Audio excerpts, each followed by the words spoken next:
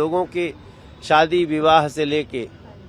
और मेरे लिए तो उनकी स्मृति इसलिए भी बहुत महत्वपूर्ण है कि उन्हीं का दिया हुआ एक यमुना जी का न सिर्फ दिल्ली का बल्कि पूरे देश का एक यूनिक और सुंदर ब्रिज जो तैयार हुआ है, सिग्नेचर ब्रिज नाम है उसका, वो उन्हीं का दिया हुआ है 97 में जब वो मुख्यमंत्री थे और एक दुर्घटना हो गई थी।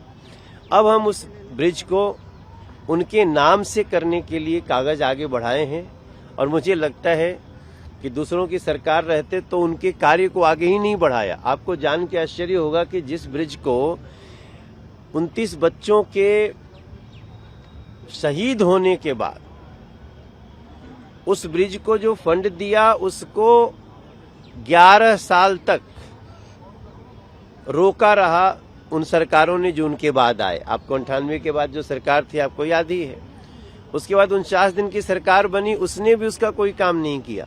2014 में जब हम सांसद बने, नरेंद्र मोदी देश के प्रधानमंत्री बने, तब हमने उस ब्रिज को राष्ट्रपति शासन में बनाने का काम किया।